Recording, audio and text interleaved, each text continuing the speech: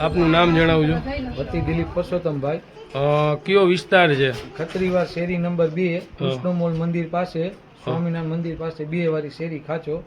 બરાબર. આજ વર્ષોથી ના ભૂગર્ભ ગટરની સમસ્યા છે.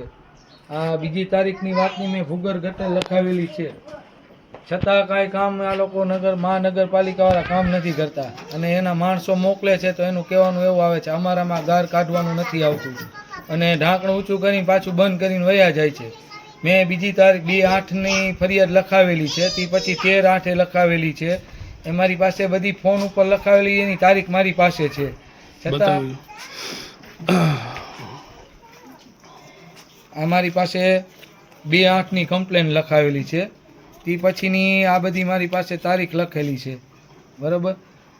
કમિશનર સાહેબ આગળ ગયો તો કમિશનર સાહેબે એમ કીધું કે આજની તારીખમાં તમારું કામનું હલન થઈ જશે. પછી એનું કાંઈ કામ ન થયું, છતાં વિનોદભાઈને મેં બોલાવેલા હતા. વિનોદભાઈ એમ કીધું કે આજ રાત્રે તમારું કામ થઈ જશે. એને આ ક્યાં ક્યાં સાહેબોને આપણે આ વિશે કમ્પ્લેન કરેલી છે? કમિશનર સાહેબને કરેલ છે, સોમવારે બુધભાઈ પાસે ગયેલ છે, વિનોદભાઈને તેને બોલાવ્યા હતા એની ઓફિસમાં. વિનોદભાઈએ એમ કીધું કે આજની તારીખમાં તમારું કામ થઈ જશે, છતાં મારું કામ થતું નથી. આજ 4થો દિવસ થયો.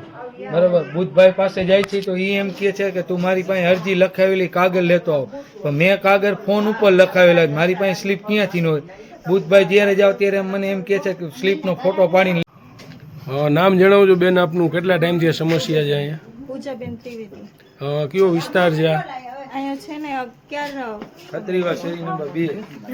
તું બોલ ને. ખત્રીવાર શેરી નંબર 2 અમારે રામકૃષ્ણ મંદિર છે. અહીં કોઈ આવી જઈ શકતું નથી. અહીંયા આપણે સમસ્યા સવારમાં એટલું પાણી ઉભરાય છે કે એની કોઈ સીમા નથી. ગાર કાઢવાવાળા કોઈ આવતા નથી. આવે એટલે ખાલી કુંડી કાઢીને વયા જાય અને એમ કે અમારામાં આવતું નથી. આપણને એવો જવાબ દઈ દઈએ. અને અમુક સાહેબ કોઈ આવે તો કે આ ખુલ્લી ગટર છે, આ ગટર હાલે જ નહીં, આમ નહીં. તો આ બધું તો કઈ અમે તો કરાવ્યું નથી, આ બધું સરકારે કરાવેલું છે. તો આ લોકોને જ અમારી સમસ્યાનો પ્રોબ્લેમ કાઢવો પડે ને. અને ગાર કાઢવાનું કઈ તો કોઈ કાઢવા આવતું નથી. બરોબર. અમારે મચ્છર થાય. આ જો મેં અત્યારે ગાર છે ને સાફ કર્યું, એસિડ નાખીને મેં આ બધું સાફ કર્યું, લીલ જામી ગયું હતું. મચ્છરની એટલી પ્રોબ્લેમ છે, બધાને ડેન્ગ્યુ મલેરિયા બધાને નાના, અમારા આખી શેરીમાં બધાને નાના નાના છોકરા છે. બરાબર.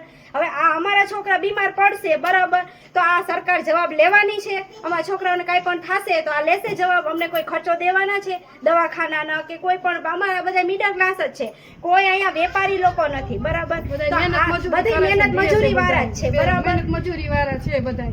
અને આગળની કુંડીઓ બધી ઉભરાઈ છે અને આખી શેરીમાં ગાર ભરાઈ ગયેલો છે. બરાબર. સેફટી કુંડીઓ ઠેઠ લાગી ગારની પ્રોબ્લેમ છે. અને ખટારાઈ કે અંદર નો આવે ને આમ નો થાય ને તેમ નો થાય, એવા બધાય સવાલ આપણને કરે છે. બરાબર. કેટલા ટાઈમથી આ સમસ્યા? છેલ્લા 1-1.5 મહિનાથી આ પ્રોબ્લેમ આયલો આવે છે. જેદુનો વરસાદ ચાલુ થયો છે ને તેદુનો આ બધો પ્રોબ્લેમ આયલો આવે છે. હવે હાલ અત્યારે જે મહાનગરપાલિકામાં આપને કોઈ જવાબ દેવામાં નથી આવતા કે મીઠા મીઠા ખાલી જવાબ દઈને આપને રવાના કરી દેવામાં આવે છે, આવીને આવી પરિસ્થિતિ રહી તો હવે આગામી દિવસોમાં આપ શું કરશો? આગામી દિવસમાં એ લોકોને સમજવું જોઈએ કે આ પબ્લિક ને છે ને રોડ ઉપર બેસી અમે લોકો, અમે શેરી વાળા કે અમારી પ્રોબ્લેમ નો ટ્રાફિક જામ કરશી, આ બધું અમે કરશી. પછી આ બધા મહાનગરપાલિકા વાળાને આ બધા એમ કે છે કે નગરપાલિકામાંથી મહાનગરપાલિકા બની ગયું. બરોબર. તો હવે આ પ્રોબ્લેમ નું સોલ્યુશન અમારે કાઢવું કે ન કાઢવું? અમારે આ પ્રોબ્લેમ છે, અમારા છોકરા બીમાર પડે છે. બરોબર. વાર દવાખાને લઈ જવા પડે, શરદી ઉધરસ ડેન્ગ્યુ આ તે બધું થાય છે. એ આના કારણે તો તમે જોઈ શકો છો કે જો અહીંયા કેટલી બધી ગટર ભરાઈ ગયેલી છે. ઈડું નીકળે છે, ઈડું વાંદા આ ખુલ્લી ગટર ની અંદર આ સમસ્યા છે ને અમારે કાયમી માટેની છે. અને આમાં છે ને જીવજંતુ બધા નીકળે છે, ઘરમાં ગરી જાય છે બધાના. હજી હાલમાં જ અત્યારે આ માસીના ઘરમાં ગરી ગયા જીવજંતુ. બરોબર. નોળીઓ અત્યારે હાલ હજી આ 10-15 મિનિટની જ વાત છે, આ લોકોના ઘરમાં નોળીઓ ગરી ગયેલ છે. બરોબર. આ બધી ગંદકીના હિસાબે આ બધું થાય છે. બરાબર. તમે અમારી આ પ્રોબ્લેમ નું સોલ્યુશન કાઢી દો બસ. અમારે બીજું કાંઈ નહીં, અમને ગાર કાઢી દો, અમને અહીંયા ચોખ્ખાઈ રહીએ બસ. અને જો પાણી ઢોરી અમે લોકો પાણી ઢોરી અહીંયા ધોવી તો એમ કે તમને દંડ આવશે. બરાબર. તો અમારે સાફ તો રાખવું કે ને? અમારા ઘરનું આંગણું છે, અમારા ઘર બધાના નાના છે. બરાબર. તો અમારે સાફ તો રાખવું કે ન રાખવું? તો પાણી ઢોળી તો તમે અમને દંડ દિયો. બરાબર. અમે બધા મિડલ ક્લાસ માણસો, દર વખતે તમને દંડ દેવા બેસી આ પ્રોબ્લેમનો. બરાબર. બધા નાના માણસ છે. અમારે છે બધાયનું problem આ બધા અત્યારે એકતા થયા છે આ એના માટે જ થયા છે ચૂંટણી બધા. દાણે બધા આવે છે, ચૂંટણી દાણે બધા એના અહીં ફરજ બજાવતો હોય આ ભાઈ 5 વર્ષ પછી કોઈ આવતું નથી અહીં, બરાબર. અને વેરા ભરવા દાણે તમે એમ કહો વેરા ભરી જાઓ, તો વેરા ભરી જાય છે તો એની સમસ્યાનો હલ તો થવો જોઈએ ને. તો આ ટેક્સ ભરી છે માણસો, તો માણસોને કઈક ફેસિલિટી તો મળવી જોઈએ ને. એટલે હાલ અત્યારે જે મહાનગરપાલિકાની કામગીરી છે એનામાં સંતુષ્ટ નથી. ના, સંતોષ નથી, કોઈ જાતનો સંતોષ નથી.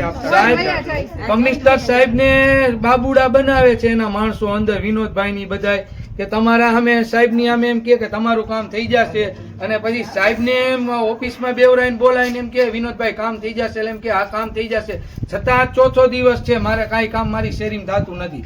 તો કમિશનર સાહેબ પાસે આ એના માણસો આવી રીતે આપણે જે લેખિત ફરિયાદ કરેલી છે એ કેટલા ટાઈમ પહેલાની આ કરેલી? મારી પાસે 2/8 ની મારી પાસે 2/8 ની લખાવેલી છે. તે પછી મારી પાસે મેં ફોન ઉપર તારીખ 11/8 લખાવેલી છે. તે પછી 29/8 લખાવેલી છે. તે પછી 23 તારીખ 8 લખાવેલી છે, બરોબર.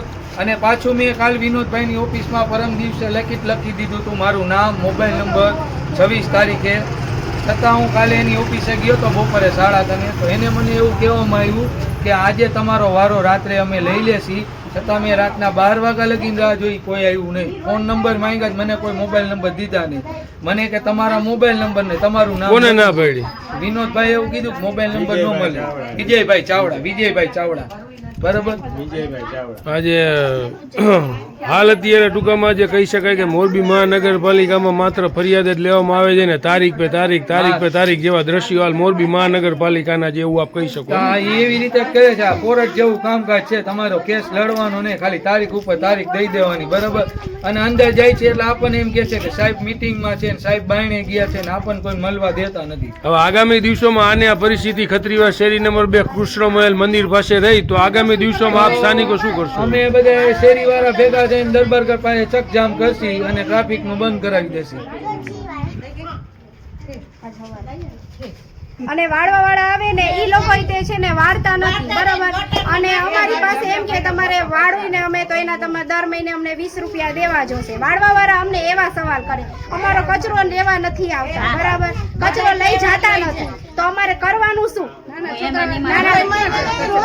અમે બધા ઘરમાં કચરો રાખી, કોઈના ઘરમાં કોઈ કચરો તો રાખે નહીં, બહુ તો કચરા વાળાને દેવા જાય, બરાબર. અથવા કચરા વાળા લેવા આવે એને દેવાના હોય, બરાબર. તો ઈ લોકો આપણને એમ કે તમારે દર મહિને અમને પૈસા દેવાના, તો અમે તમારો કચરો લઈ જાય. તો અમે શું, અમે વેરા નથી ભરતા?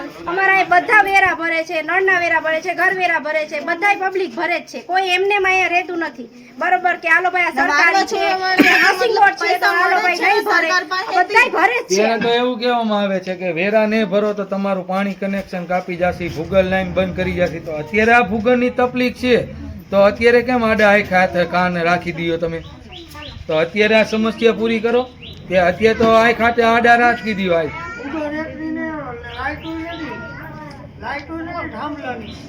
આ તો ઈ બાજુની તો ઈ કોઈ નથી કરાવતું ભાઈ.